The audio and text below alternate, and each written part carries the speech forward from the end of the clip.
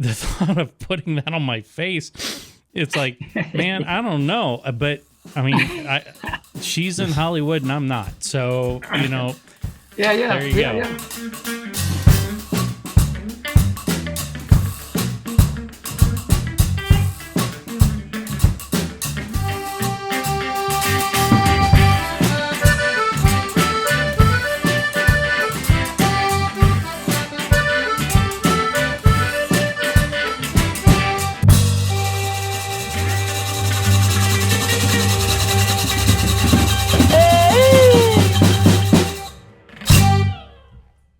Hey, folks. Welcome back to the Rainy Cajun podcast. And today we are thrilled to have with us a friend of mine from the last, I guess 2016. I met him at one of John Folse's boucheries at White Oak Estate and Gardens. And it's the venerable Curtis Big Lou Luer. Or did I say it correct? Luer? Luer. Okay. Luer. Yeah. Sorry. Yeah. It's that Alabama accent coming through. I apologize. But anyway, my first meeting with Lou is, and he's got a very interesting background because obviously a lot of our episodes have centered around Louisiana foods, and our goal is to try to bring people back, especially those who are expatriates or even those who, the newer generation living in the state, who only associate certain dishes with Louisiana, and there may be certain things that they only view gumbo a certain way or jambalaya a certain way. So one of the advantages is that we try to dig a little deeper and learn about these different individuals who've made some of these dishes, and some of their backgrounds. And of course, nowadays you see a lot of folks who are celebrity chefs and such. But when you start really digging in Louisiana, there's a lot of local celebrities, and they're celebrities amongst the celebrities go to these people a lot of times. And Right. Big Lou is one of these guys who has known a lot of and cooked with some well-known folks, but he keeps to the traditions of the old ways. And I'll let him tell a little bit about his background and which part of Louisiana he's from. Obviously, we tried not to just do like we grew up or associated mostly with Metairie, but then also the river parishes. But we also have tried to tend to get a little bit closer to, I guess, Lafayette and St. Martinville, and in this case, New Iberia and Lauraville.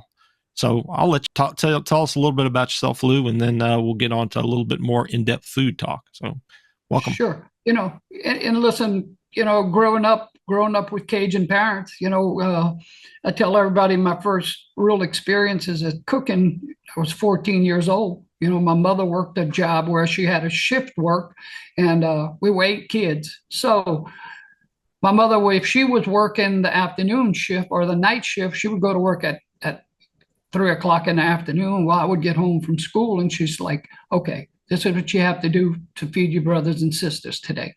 This is what we have. And she's like, this is how you prepare it. And she says there's no recipes or anything. You have to learn how to cook by taste, and you just have to look and see when it looks right. Because she told me this years ago. Most people follow a recipe, and the thing about a recipe is no 2 days are the same, no 2 pieces of meat are the same, seasons change from batch to batch.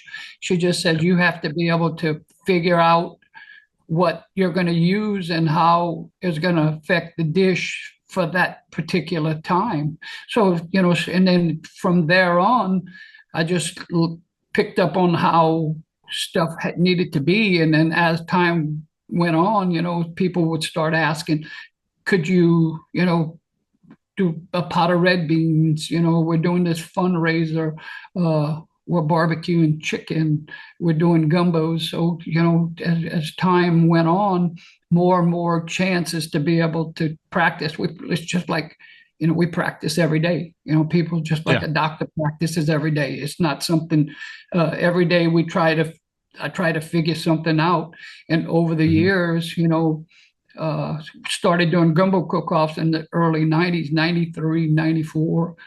First shot at it, we won the world championship in 93. We come back in 94, we win. Then couple of seconds and thirds along the way. 99, we went again. And then the year in 2000, I was approached by Jackie Smith, who is in the Football Hall of Fame. He played for the Cardinals, and looking for somebody, not necessarily, you're not going to find a Cajun chef in St. Louis. So, we decided they were going to try to open a Cajun restaurant with one of the local chefs, who was a great chef, but he just didn't understand the Cajun concept, time and you have to know. You have to know Cajun food. We can, and I tell this to people all the time, as Cajuns, can we cook what the Midwesterners can? Absolutely. Steak and potatoes, we can do that. But the Midwesterners can't, they just can't grasp the concept, to me, of Cajun food. It's something we grew up with. So and then got invited to be part of the restaurant. And, the restaurant was really popular. At one point in time, I was doing probably 50 gallons of chicken and sausage gumbo a day and 50 gallons of seafood gumbo a day. And this went on for about a year, where we were doing the Cajun food. But it wasn't just, and it wasn't just gumbo, but I was known for the gumbo, but crawfish etouffees and to keep everything authentic, what I was doing, I was having all the product brought in from Cajun country. We were having crawfish brought in from Teche Valley Seafood. We were having catfish brought in from Guidry's. Everything was local. Crab meat was Gulf crabs and fresh. We were having delivery trucks probably twice a week coming in from Louisiana to bring the product in, because we wanted to keep it as authentic Cajun, and keep it as unique to our culture as we could keep it. And that was the only way to be able to do it. I can explain the dish to you, because like I said earlier, you're not going to do the same dish every day. It's going to be different.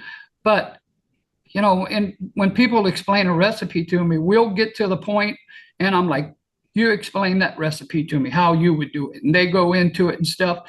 And then when I get to a point when they're like, and then I add water. And I'm like, oh, we're done. And they're like, what? I said, we're done.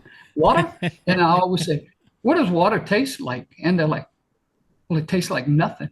And I'm like, well, you just put 2 gallons of nothing in your gumbo. Stock.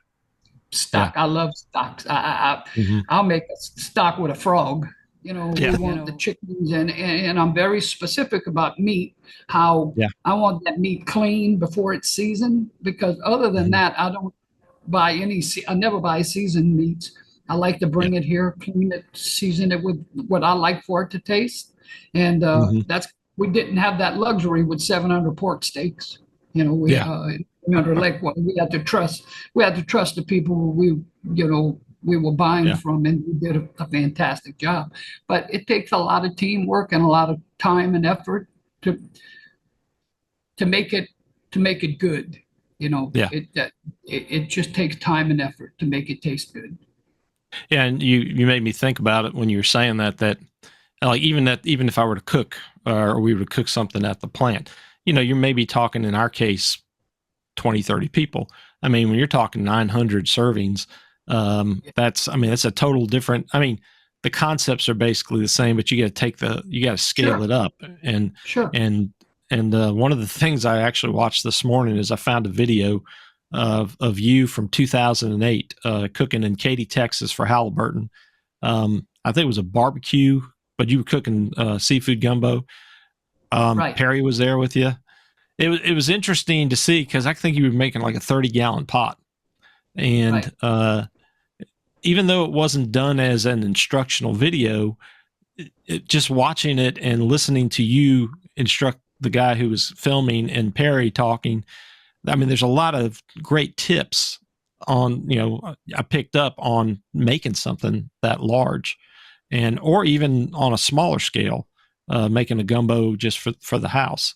So even though you had your recipe in your head, there's a lot of the techniques that you've used and shared with people over the years. And I think that's one of the other things you talked about, having a lot of people involved. It's your name's oftentimes out at the front in some respects, but you got a good team that you usually depend upon to help you with these events. Oh, sure. Yes. You have the first thing you have to, I will bring somebody on board and just be the first couple of times they're there, they don't know it, but they're on a time, they might not be back after the second time, but we're going to give Yeah. them a chance, but you have to be able to trust those people. When I bring people in and I can do this and I can do that, and then I give them that chance. I'm like, well, you go ahead, because like I tell them all the time, if you have to come back and keep asking me questions and I have to stop what I'm working on, that's not being part of the team. And I love to have people come. I love people who want to learn and can cook, because it just relieves a lot of stuff that I have to do, and I can do the planning, and I'm still going to cook. Recently we did an event and the guy was taking forever to make a roux. He was almost 2 hours into the roux. And I'm like, Wow. hey buddy, we need to get this thing in the pot, and we had a guy on the side, and the guy said, well, I haven't seen you do anything yet. And I'm like, man, that was kind of the wrong words to tell me. I've done more of these than, I don't know how old you are, but probably more than you've ever seen in your life. So don't ever say what I can't do. He was on your team? At that point in time, I took the paddle away and cranked up the heat and got the roux done. I said, we want to eat today. We just, the chicken's spoiling over there. But it's just like, it's just trust, it's being able, that you've done, you do these events, and, the Folse thing, we get people sometimes we don't know, and we have to be able to trust them, and they have to be able to trust us. We're not going to, the last thing we want to do is let them fail at anything, because that's not fun for anybody. Right. What's the largest gumbo you've ever made? Oh, for Governor Foster's inauguration, we cooked 180 gallons of seafood gumbo. Wow. Yeah, all on site at the Capitol. At the Maravich Center is where the inauguration party was, and we brought in and it took about a week to get all this stuff done. But I tell everybody we had 35 pounds of peeled shrimp. We had 20 pounds of jumbo lump crab meat, 15 pounds of claw. We had like each pot had 4 gallons of oysters in it. So and we did 6 pots. We did 6 pots of gumbo, and each pot, had its own same ingredients, but all 6 pots. And we cooked on site, and it's the crazy part, because we got there and we set up, and the guy who was in charge of the event, he's like, we're going to have you guys under that tent with everybody else. And I'm like, no. So he said, yes. I said, no, you're not listening. I said, I have a tent. I know where I want to set up. We set up under a pavilion at the Maravich, and we set it up. And he said, well, the governor's going to pass down this corridor to get, and I'm like, okay, so we'll get out of the way when he passes. And he's like, I don't know. I said, and finally I said, do you have a supervisor? He goes, yes. I said, get your supervisor. Well, long story short, we cooked under there, set up our tent. Governor passed by, everybody waving and stuff. But we did 180 gallons of seafood gumbo, and we were carting it up those ramps with as the pot were empty. We would go and shuttle in another 30-gallon pot of seafood gumbo up to feed the people at the inauguration. So that pretty much same thing we had won 1999. We had won the seafood, and same thing. But we did 120 gallons, and we sold it. Now we sell at the Gumbo Cook-Off. We sell back then it was 8-ounce cups. And we sold 120 gallons of seafood gumbo in about an hour and 15 minutes. Wow. In 8-ounce cups. We were rolling. We had about 30 people, and it was nonstop that, So it just the volumes are just more work, just bigger pots. Yeah. Is all it boils down to. Yeah.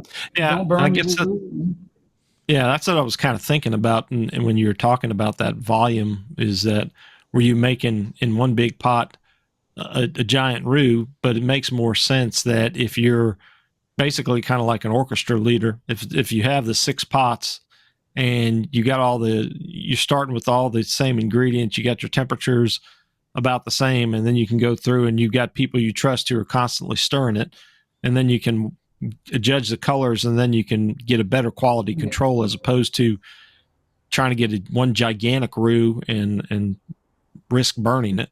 Yes. And then there's so many other, at least this way, if you had one bad pot, you still had 5 good pots, hopefully. 5 good ones. So because that guy that burnt the one, he's going home. Yeah. He can take his bad gumbo with him too. Absolutely. Yeah, take that and get on the Greyhound bus with your burnt roux. And yeah.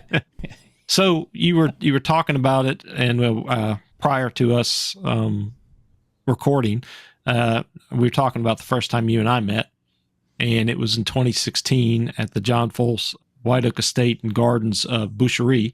When it's actually on PBS, you can watch that. But Right. But you were doing something that was different that I had only heard about one time while watching a television show about boucheries, but I was never familiar with because my family had never made it. But you were in charge with making the backbone stew as a dish that would feed the participants of the boucherie. So Right. I was hoping that you could tell us a little bit, for those who don't know what a backbone stew is, give us a little bit background on that and how you kind of fell into that. And it's kind of, that's what happened. We kind of fell into it. Earlier on, we were doing boucheries in the Eunice area and stuff, and just, I would get invited to go out and for the boucherie. And then all of a sudden, just when in the era, no reservations was hot and heavy on the scene, right? And well, Anthony Bourdain decides he's going to come to see a boucherie in Eunice, and my cousin Toby Rodriguez was in charge of the event and stuff, and he knew that his father and I would knew how to do backbone stews because we had been doing them for every event that we. I didn't realize Toby was your cousin. Okay. Sure. Yeah. Don't tell that to anybody else. Okay. Just so, but neither one of y'all want anybody to know. To move forward, I'm like, listen, I've never been indicted. Okay. So, but with the Bourdain thing, we came in and they're busy. They're slaughtering the pig and stuff, and we're got our little table and we're doing all our mise en place. We got everything in place. We're cooking our roux, and that roux that day, that roux was like awesome. The color of it, it was just like it had that sheen to it, and I told my nephew and cousin, I said, this is right. This is gonna be the right one. And sure enough, man, we had, we started putting all the vegetables in there, and I had made 10 gallons of pork stock with pork butts and stuff. I roasted them, and then we made the stock and we put that in there. And then, man, all of a sudden, Bourdain can smell. He's smelling that roux, and boy, here he comes, and he's like, so you've done this before? I'm like, I have. He said, and all those guys are over there, they got hatchets and axes and they're beating the hell out of that pig. And he said, you're over here and you guys are just stirring away. You got your sauce going and stuff. I said, yes. He said, I will be back. So he probably came 4 or 5 times, and when's it going to be ready? When's it going to be ready? And we're watching along the way. We did those little mini stuffed pork roasts like we do at John Folse, the bacon wrap pork.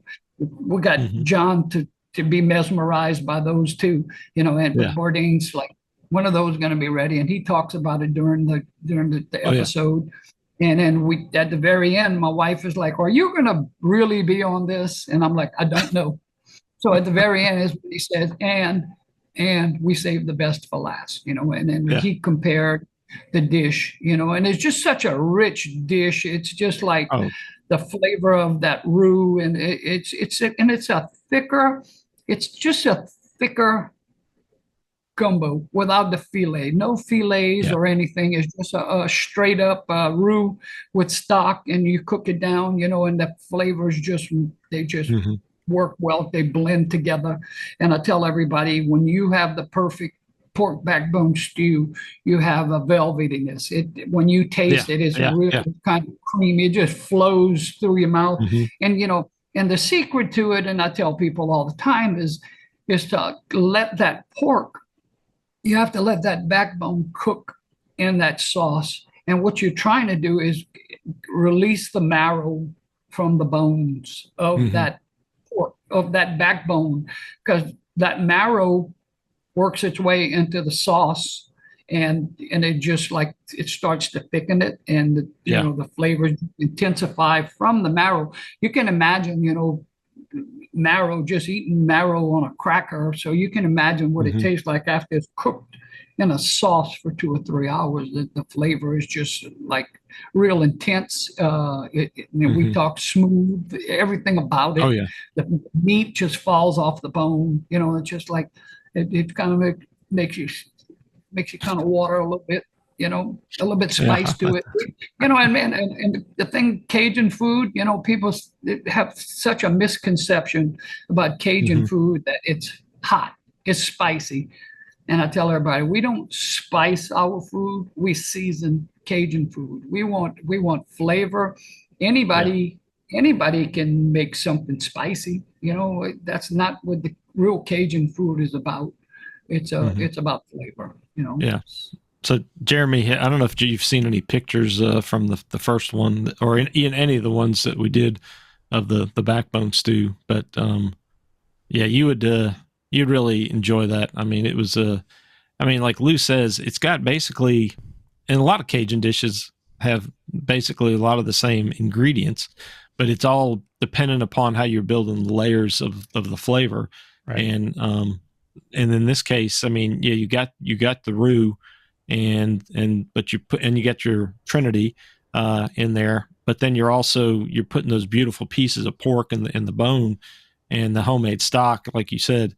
But it's definitely thicker. And when you described it with the velvetiness, I mean, I was having flashbacks going back to the times when I've had a chance to taste it, and it's really unique. And like I said, I've tried to duplicate it from, I haven't worked with Lou at the station, but I've kind of kept an eye open and trying to watch. And then I've tried some recipes, and I've asked him a few, how, is this going to be a good cut of meat to use, or can I use these bones? And I've tried to duplicate that. And it's kind of getting it to where there's just, all the stars aligned to get a really good backbone stew. And the first one that I had from you, we actually incorporated the hog's blood that we had saved for the red Bourdain. Right, exactly. Yeah, and that I mean, that flavor, that's next level flavor. We don't get to enjoy that at every event, because you can get the hog blood, but it's not from that animal that was just slaughtered and going to be used for the meal. I mean, it makes the red Bourdain taste good, so why can't it make a gravy taste good? And most good gravies are made with blood in the gravy. So that's a perk of the John Folse Boucherie is having the blood to be able to put in that gravy. And you can see it when you put, and you've seen it when you add in that blood, the color of your stews takes a darker looking color, and the flavor intensifies on it. Yeah. I mean, and for those watching, it's not like he's just putting gallons of blood in there. I mean, he's putting maybe a pint or so in there that you're just using for, as we talk about at the Boucherie with the blood Bourdain. Part of what it's served as is, of course, not wasting anything, but it adds a little bit of saltiness and minerality, but flavor, earthy flavors, if you will, to the dish. And so, I mean, having a great stew to begin with and adding that to it just kind of takes it over the top. And so, so if you have an opportunity to attend an event where Lou is cooking a backbone stew, you need to get in line as fast as you can and get to the front of the line and get you a serving. because it's definitely And worth we it. have some pretty good rules at the Folse Boucherie. You can't give handouts and stuff. Yeah. You know that we always do. We do hand pies, and we're always. Yeah. And then like his secretary Dan Ling will always say, "Lou, that's not for you." I'm like, okay, so I can do whatever. You can do whatever you want. Most people don't realize when I do the Folse Boucherie, John, all they do is hand me a check when I hand them the receipts. I take care of the pork stew from start to finish, from the vegetables to the backbone, and everything else in between. So that way, when I get there, I'm kind of like a one-armed drummer. I'm by myself. Yeah.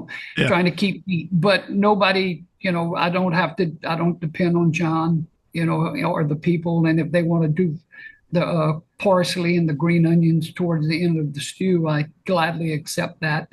But other Right. than that, we try to be as very self-sufficient from bringing my own pots and everything else. Like, as we show up and we set up our station, and we don't have to ask anybody. You got your catering company too. Yeah. Envie, is that how you pronounce it? Envie, yeah. And it's Envie. French for want. For the want, you have to have the want. Just like anything else, you have to have the want. And it's like I tell people all the time, it's what can you do if something's about to go bad? What can you do to fix it? Anybody can say, I can cook this dish. And then when it starts to go bad, he's like, what are we going to do? And that's what you should know how. And that's how you kind of judge a really good chef. If things are not quite right, what they do to get it right. And that's kind of how I work my business and how I judge the people that work with me. You helped me out a time or two with making a gumbo at the house. And you just reminded me I was making a smoked duck gumbo. And I was trying to get my roux as dark as possible. And I put my stock in, which I had made. And all of a sudden, my roux broke. I mean, it just separated. And I got on Facebook Messenger, sending you a message asking, all right, what can I do for this? And you gave me some suggestions. Some of the stuff I had to skim out. Some of it I had to separate it. I mean, it had a good flavor, but it just did not, as far as other than serving it for my immediate family, it was fine. But it just kind of broke my heart that, everything, all the components were right, and then it just still fell apart. Like I said, I mean, looking at your Facebook page, and just the pictures of stuff that you put out that you're making for the different local clubs that you cater for, as well as the big things. And like you said, you'll get in there in the morning and figure out what you want to have, an idea what you want to try to cook for the day or the next day when you get on Facebook, and then you'll have, we got 5 pounds of brisket left or something like that. And we sell it to the public. That was the first thing I saw this morning when you sent me a message. I was in bed and I was like, oh, man. You're looking to tell them, you're looking at the phone screen. My wife looks at me like, what the hell are you doing? So the other reason we wanted to have you on while we're at this time is that you're getting ready to do an event that is near and dear to your heart. I think you kind of alluded to it early on, but I guess this is the 34th year of the World Gumbo. What's the official title? World Gumbo Cook-Off in New Iberia? Yes. Yeah, World Championship Gumbo Cook-Off is what it's called. Yeah. Yep. Okay. That's what it is. Downtown New Iberia, October 12th to the 13th. Yes. October 12th, the Saturday is our food festival where when we originally started, and I'm part of the committee for the Gumbo Cook-Off, but we did it. We want to have like a Cajun food day, right? So come out there the Saturday and you cook anything Cajun, no gumbo. Don't cook a gumbo on the Saturday. And we were starting to get so many duplications and stuff. So this year we kind of revamped it where we'd like, last year we had 15 jambalayas and 13 pots of red beans. And I'm like, listen, one bowl of each. And, and so like I said, we revamped it this year and we got some guys coming, part of our hog team. They're coming with, they're going to be doing shrimp corn dogs. They're going to be doing hot dogs, some hot dog boiled in crab boil. And we're going to be doing like McDonald's fries with shrimp cream sauce. We have some guys come and do pork belly burnt ends. Yeah. We're doing in the little bread bowls, the boulets. I'm going to be doing some fresh shrimp patties. We're going to cook them on the flat top, and we're going to do a shrimp shrimp and frog étouffée, and we're going to pour that on top. A lot of, like I said, soft shell crab po' boys, crawfish étouffée, a lot of Cajun dishes this year, where in the past we had, like I said, too many duplication. And it's hard for me to be able to do all that for the children. We call them our future champions. We started a youth gumbo cook-off on the Saturday, and from 9 to 17 years old, they have to have a mentor. They have to be sponsored by a team who's competing, and they have a mentor. And that person, he or she's sole responsibility is to light the fire. And we want these children to come in there and cook their gumbo, not mama and daddy's gumbo, and I walk around and I'll be like, and the dads are the worst. They want to grab that paddle. I'm like, don't you touch that paddle. Let them, unless they're having some kind of difficulties. And we don't want any young person to get hurt or anything, but we want them to come out there and they cook 5 gallons. They cook 5 gallons of chicken and sausage gumbo on the Saturday. This year, we're going to judge it early. We're going to judge it at 12:30 this year. And then the people who are there for the Cajun food can also try good gumbo. And these kids do a fantastic job. So they're our future for the gumbo cook-off. And we invite them to come in for the judging. While they're being judged, we invite them to come in and see how the process works. And hopefully 8, 10, we have some of the teams that were there, our first teams are now adults. So they come in and they're cooking with clubs and their parents, but they're part of the gumbo cook-off now. Yeah. I think that I had heard on a previous interview where you talked about that, especially sharing the, from a judging standpoint.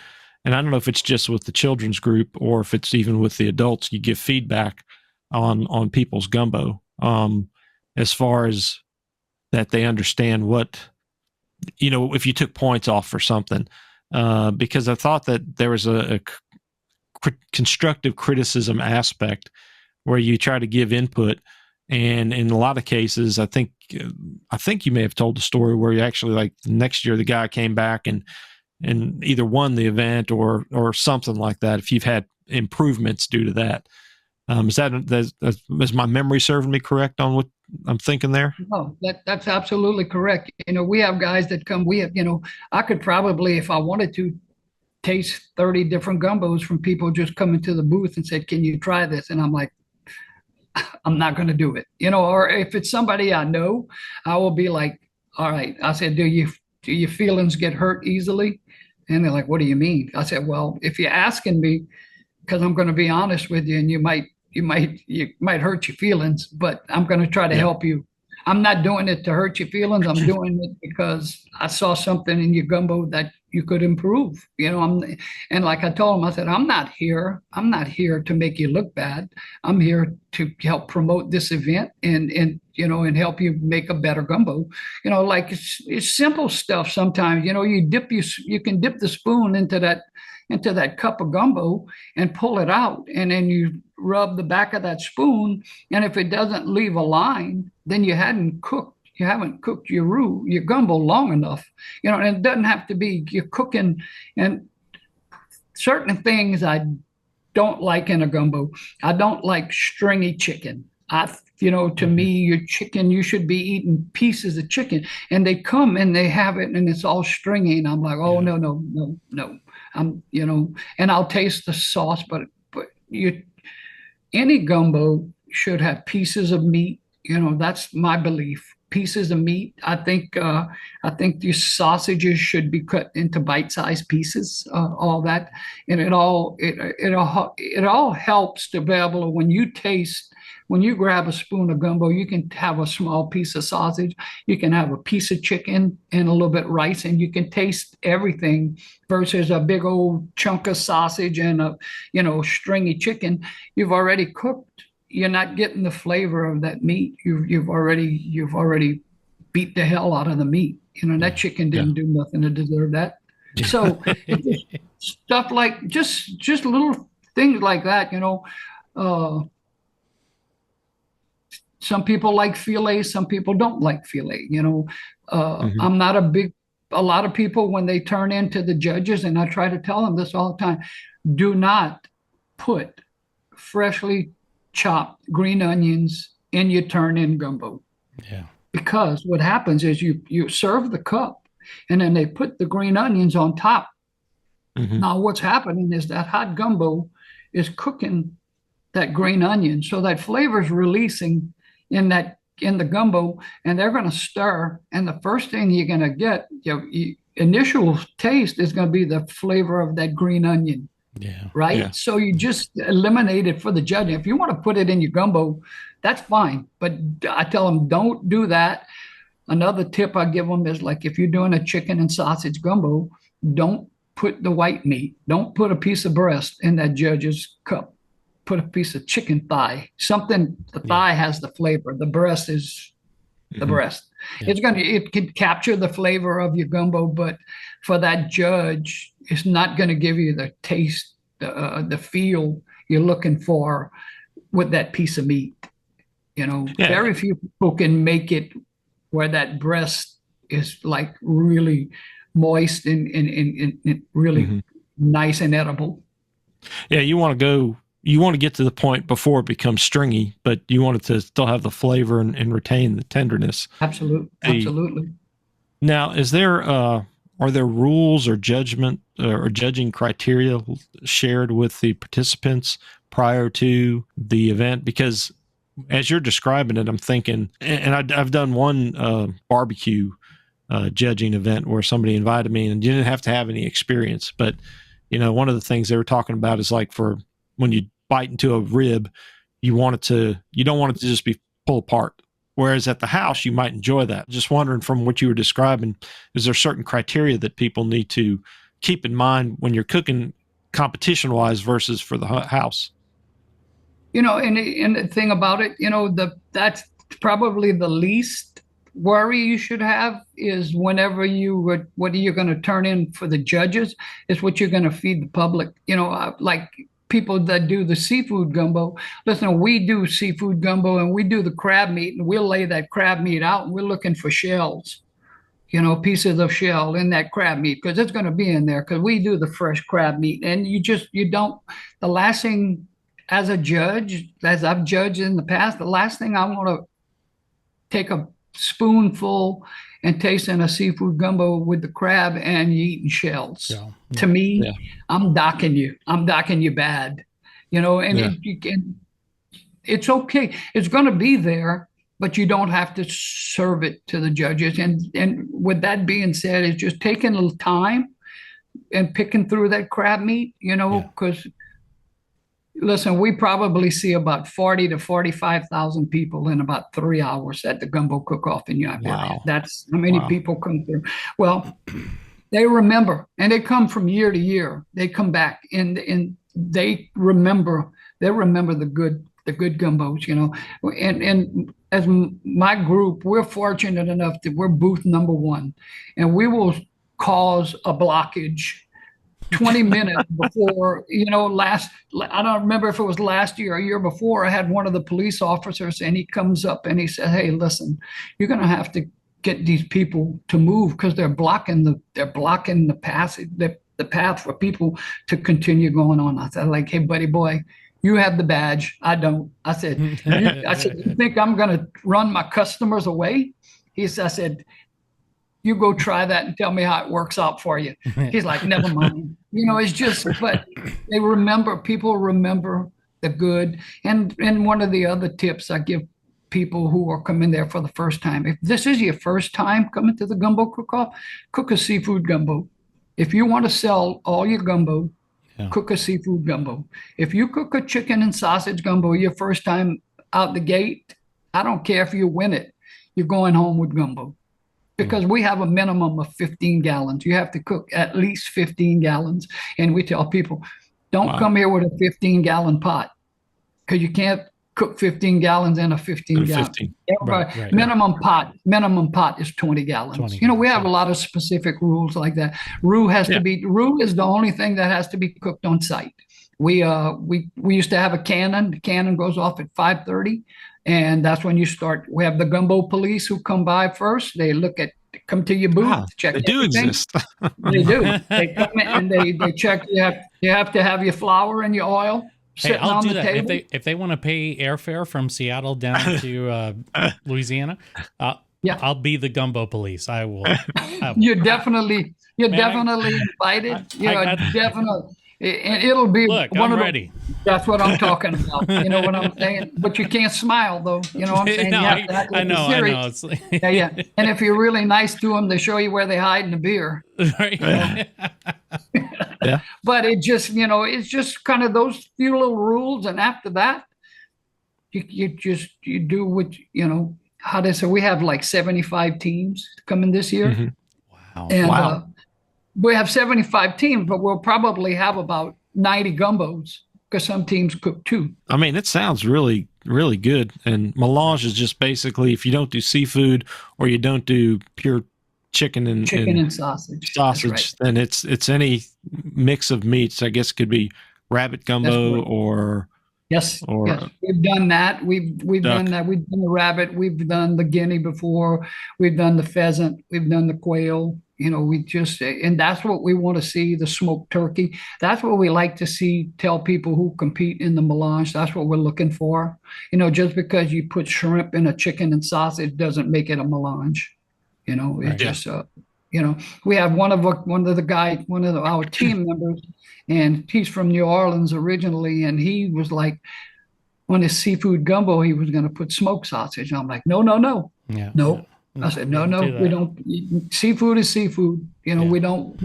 And is it bad? No. It's just how he knew. It's how he knows how to cook gumbo. He puts smoked sausage in his seafood. But I said, for this particular event, no, Don't do it. no sausage in the seafood. Just like no seafood in the chicken and sausage. Like Right. shrimp, dry shrimp, or whatever. Because I love dry shrimp. And that's one of my latest experiments is making stocks and shrimp powder. Yeah. With Yeah. dry shrimp. So I'm working on that's some of the stuff I do all year long, trying to perfect the different things and finding more central Louisiana. I've been finding guys who make gumbo filet. They dry the sassafras and all that. It's mostly Indian people from the tribes, and that's what they do because they have a lot of sassafras in the bottles, in the soggy bottoms in central Louisiana, and they take that and they dry them, and then they make the filet powder. And if you've ever had a gumbo with fresh filet, it's just it's amazing how the flavor changes, and it's a thickener. It's not like the fillets you get from process is broken down with other ingredients. It's not true. It's not the true sassafras. So a couple of questions come to mind as I'm thinking about this as you're talking about it. And the comment I made about the gumbo police. We see a lot of things out there on, certain people's views of what and what shouldn't be in gumbo. There's a big, strong, proponent that if you don't have okra in it or if you don't have seafood, it's not a gumbo. Otherwise, it's chicken stew. And those of us who know better from Louisiana, Right. know that there's a wide variety of gumbos. So I guess I was kind of, and I think y'all do a good job, obviously, from what you're saying, especially from the cook-off standpoint of you have the opportunity to honor any of those varieties, whether you want to do a seafood, and it's got to be pure seafood. And I agree with you. I mean, it can be the sausage, smoked sausage, or andouille. I like it maybe the first day that the gumbo's made. If you've got it in there, I don't think it's bad. But to me, the next day, I think it starts to take away from the seafood flavor of your gumbo. If you've got this, Okay. I see what you're saying. Yeah. Yeah. The smokiness starts to take over. Yeah. So if I'm eating it that day, I don't mind it. So I like the fact that, if it's going to be seafood, it's got to be seafood. And then if it's going to be chicken andouille, it's got to be chicken andouille with nothing else. And then you've got the opportunity to, y'all be creative and show us what you got. Right, exactly. And that works, and we have some people who like, they try to discourage some of the teams in the melange to not do okra. And I'm like, because it's your personal preference, and you think you have some kind of influence in the gumbo cook-off that you can discourage people. And that's the last thing, and I was speaking to somebody about a week ago about that. And they're like, well, they told me that the people don't like okra gumbo. And I'm like, yeah, you know who those people are? Them. So I said, if you want to come cook okra, people are going to buy it. I'm telling you, they're going to eat it. Last year I did an okra gumbo and all I had was sausage. And I had 7 different kinds of sausages. I went to like 7 different places and bought smoked and fresh and made stock with the smoked. And we did okra and sausage gumbo and sold it. It was like 20 gallons we sold, and we sold it in 40 minutes. Oh, wait, I'm sorry. Time out. You said you made a stock with smoked sausage. Yeah. Well, shit. Yeah. I never really thought about doing that. When you start boiling that sausage, that smoke flavor is coming out of that sausage, and you're gonna have a. Well, it's like, well, of course it does. It makes perfect sense, but you just had a revelation. I did. So I'm going to interject here because I need to know these things, and I'm hoping you can help me get to that point. Being up in Seattle now, I don't have access to a lot of the ingredients that we had back home, and so I'm doing the best with what I've got to work with, right? And I'm trying my best also to not dilute or do anything that would cause my ancestors to come back and haunt me. So there are it has become widely available here. For instance, pecan.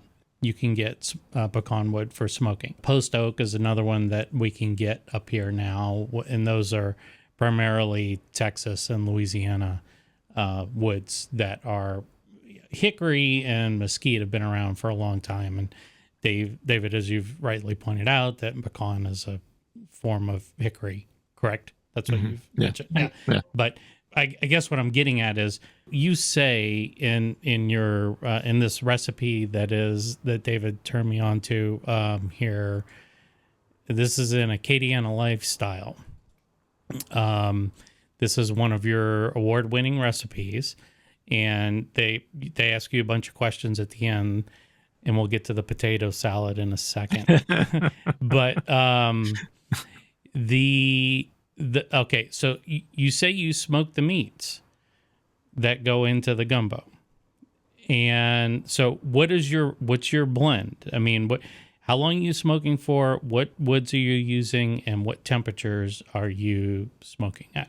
Pecan and kind of fruit wood smoke we don't like. Rabideau's has some of the best smoked sausage to us. They're from Iowa, and it's a little heavy, up New Orleans area. It's a different kind of smoke, era. It just, as you go, it seems like to the right and left of us, it's a heavier smoke than we're accustomed to versus where the Bill Platts and Eunice and those people, they like a heavier smoke. We just like a lighter smoke. Want you to taste the smoke and not so it's not overpowering. Right. And the thing about the 7 blend, it has like different flavor profiles and different cuts on how the sausage was made. Some like the andouilles had. I like to buy andouille sausage that's made with a beef casing. Yeah. Because it's a bigger andouille. It has bigger chunks of meat. Yep. It's not just processed like every other smoked sausage. Commercial smoked sausage. They call it andouille, but there's no there's no chunks. And to be true to the andouille, you should, and David is an andouille guy. He likes that. And I'm sure he'll agree that we like the chunks of the ham, that they work so hard to make it, to give it that flavor profile that you don't take away from it by grinding it to a mush. Yeah. So, exactly. so I just prefer, I prefer a lighter smoke to a darker smoke. so Because like you want to what type of wood is you want that? everything to complement. In your gumbo, you want your sauce to complement your sausage, and your chicken, to complement your everything should complement each other. Yeah. So are you choosing indigenous woods to smoke with? I mean, is it a light smoke with just pecan, or is it something else? I like pecan, and I learned in the barbecue world, the guys like Myron Mixon, most people will tell you, when you taste, a lot of times when you taste something and it smoke and it's kind of bitter, is because they've used a green wood, Right. and it gives it a dry wood, to smoke. Is my preference. I like, I keep wood in one of my buildings, so it's never wet, but it usually dries for about 2 years, and it just gives a pretty smoke. Then it becomes a nice heat source, but it gives me the amount of smoke I'm looking for without being overpowering. So you're not smoking very long, No. you're It's kind of like a cold smoke. Yeah. I guess you could call it, where it's not cooked entirely. I like an internal temperature of about 160 degrees, and then I can finish it like I want, without more smoke. So, and you just have to, I'm fortunate enough that I get to do a lot of barbecue too. I sell barbecue lunches. I sell, I do pulled pork for people. I do a lot of briskets. So just working with the different woods and stuff, and, live fire versus pellet wood, and, all that stuff. I'm fortunate enough. I have propane pits, I have pellet pits, I have wood burning pits. So, just depending on how much work I want to do is what direction I'm going to give it the flavor I'm looking for. If you have a heavily smoked andouille and you put it in a gumbo, and all of a sudden everything else could be great, but if all you taste is smoke, then that kind of destroys that whole combination that you're trying to shoot for. Yeah, so, like drinking liquid smoke. Nobody drinks that. Yeah. You know what I'm saying? It's just we haven't really, and we hadn't talked about seasonings, and guys, we know out there in the market, there are like everybody, their brother-in-law has the best seasoning in the world, and they're out there, and they're saturated the market with all these seasonings, the Cajun seasonings, and it's like I tell everybody, I was talking to a lady yesterday, and she said, "Do you use Cajun seasoning?" I said, "No." I said, I want to be able to give flavors I want for that specific dish. Whereas if you use somebody's seasoning, you're going to get the flavor they want you to get. I'm like salt, black or white pepper. My preference is white pepper, because most people, when they use black pepper, they put too much, and then as the black pepper cooks, it starts to melt, and then the heat intensifies. Whereas white pepper, to me, when you sprinkle it and then it cooks for a couple of 5-10 minutes, and you taste it, you can taste the spiciness. You can adjust at that point. Black pepper will sneak up on you. I like that. I feel like cayenne pepper is like one of the most natural heat flavors, flavor-wise, to give you the heat intensity and the flavor of that cayenne. And I like granulated garlic and granulated onion. Other than that, a lot of them, they get that stuff made at manufacturing plants, and they have to put the chemicals and everything in it, the preservatives, additives to keep it from clumping, and MSG. A lot of them are loaded with MSG, and you have to worry about all, especially, not just gumbos. As a caterer, I have to be able to, and people, I'll get people who come help, and they said, man, you could use a little more pepper, or a little more of this or that. And I'm like, well, we're not feeding you and I. I said, we're feeding hundreds of people. So we have to hit a good balance, a balance of flavor, without using our personal taste buds to season every, because at that point in time, you tell them you're going to eat it the way I cook it. So we don't do that. We cook it to where we make sure that it's not offensive. It's cooking it's knowing your people. It's knowing the people you're going to cook for. Not everybody, just like barbecue, they got 1,000 barbecue sauces out there, don't they? And everybody, and when I used to do the barbecue competitions, I'll remember this one specific competition I did, and the guy shows up on site, and I'm doing pork shoulder, and he goes like, so where's your barbecue sauce? And I'm like, what? He said, where's your barbecue sauce? I said, no barbecue sauce. He says, why? I said, because the barbecue sauce competition was yesterday. He goes, oh, wow. He says, man, I said, listen, I worked really hard to make my pork shoulder taste really good. I said, you're welcome to taste the seasoning, my rub. And I said, because I said, I worked really hard to get this pork shoulder cooked with my rubs. And I said, do you know what they make barbecue sauce for? And he goes, no, what? I said, for bad barbecue.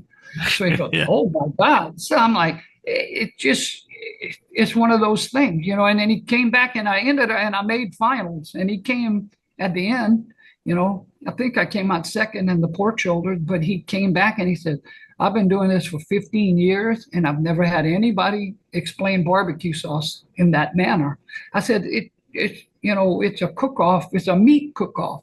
And that, unfortunately, a lot of the barbecue competitions have become about meat and sauce, and it should not. You should not have to cover, you shouldn't have to hide whatever you cook in it. Meat, chicken stew, you should never have to hide flavors with something, to make it taste good. It should it should be standalone. Barbecue sauce should be an accompaniment, and most, Kansas City, St. Louis, all the place, barbecue sauces are served on the side and not served on. And here, I think we have a lot of people who have that misconception, and they think you have to drown everything in barbecue sauce. And then, all the work of your seasonings and your rub on your meat is taken away by the flavor of the barbecue sauce. And I mean, I make barbecue sauce and I sell it. Do I eat barbecue sauce? No. People like it, and I will sell it to you, but I don't have to have barbecue sauce. I like to grill and barbecue. I'm the same way. That's what my dad always did. We'd put some sauce on maybe some chicken every so often, but as far as any type of grilling or even smoked meats, it never really had a lot of sauce. Now I might do pulled pork, and after I've pulled it, I might add some sauce to make like a sandwich. But as far as the meat by itself would be fine, and standalone. So I know we're already at like almost pushing 2 hours from the time we started talking. I know we hadn't been recording the whole time, but I didn't want to. I'm thinking about running for office if I can talk that long about food. Hey, just you ought to vote. Hey, run on the Gumbo and Backbone Stew platform. I think you get a lot of votes. Yeah. I'll be looking for a vice president. Yeah. Do you have anything else you want to add about the Gumbo Cook-Off that's coming up, and or anything else you want where people can check you out your work and stuff and come visit you? Yeah, you can go to the Great Iberia Chamber of Commerce website, and it'll give you all the specifics. We have live bands. it's a fundraiser, so we like to let people know you could probably leave your ice chest home. We would like for you to support. Is their chamber's largest fundraiser of the year. It helps with their operating capital, and it's the reason it started was because they were about to lose the building, and they were brainstorming what they could do to help, to keep their business open. But it's become one of the top festivals in Louisiana. It's very family oriented. We have stuff set up for the kids. It's the kind of, and I tell people all the time, it's the kind of festival where you can come with your children and there's no traffic and you can let your kids roam and play and do whatever they want and not have to worry. We have lots of security. We have lots of good people who, will answer any questions you have.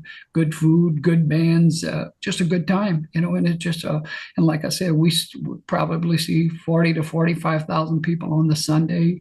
And you get to eat a lot of good gumbo on Sunday. You get 90 some, and it's we sell it by the cup. So seafood is $5 a 10-ounce cup, and chicken and sausage is $4, and that's a very good bargain because it's not.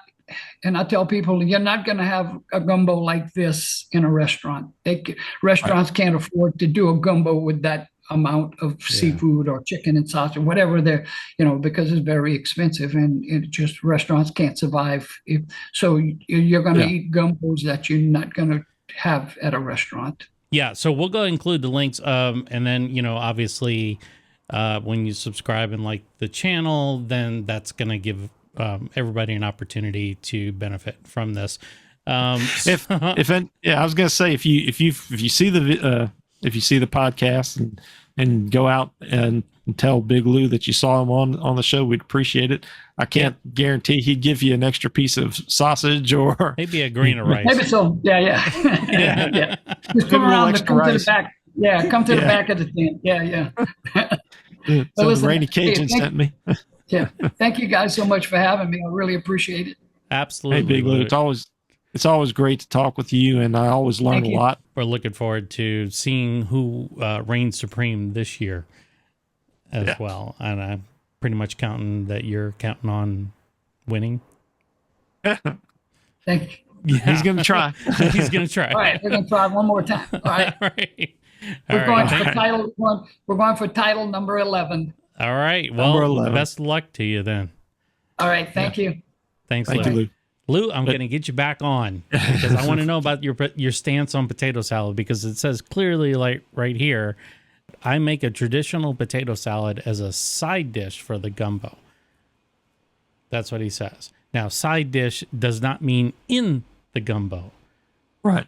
Correct? There's some videos you can find where he's talked about it, where his point, though, is with the traditional potato salad, is you do not want to put in his stance is you don't want to put in sweet relish. You don't want to put something in there. Yeah, pickle relish. You want something that, because otherwise you're going to sweeten up your gumbo, and that's the point he's making, is that I can't remember I don't think he actually puts it in. No, I'd have to go back and reread it. He says, as far as sweet pickled relish goes, I make sure to never add it to potato salad when it's added into the gumbo bowl. Okay, so he's actually putting it in the gumbo. In the bowl, all right? Yeah. Yep. The minute you put that in gumbo, you ruin the taste of that gumbo. Nobody cooks a sweet gumbo. He's thoughtful enough in how he's done this over the years that, of course, when most people hear about the whole potato salad and gumbo thing, they're like, oh, it's nasty, it's gross. But if you've got a very sweet potato salad, I can see that, definitely that and too much mayonnaise is going to really kind of mess up that gumbo. So you have to craft that potato salad in such a way that it complements the gumbo, as opposed to taking away from the flavors. Right. So I think that thoughtfulness is something that, that's why maybe his combination, if you had his potato salad and his gumbo, you may like it. You may have somebody else's who is not as thoughtful. You may think, this is horrible. Why is it that Lou's was so much better? That's why, because he's thought about those components. All right, man. Well, thanks a ton. And again, those of you who are watching on the replay, which will be everybody because we're not doing this live, please be sure to like and subscribe. Check out our merch if you are interested in becoming a Kuyon. So stick around and come back for more. And if you like and subscribe, you'll get the notifications. So, all right. So stay tuned. Stay tuned and stay classy. Yeah.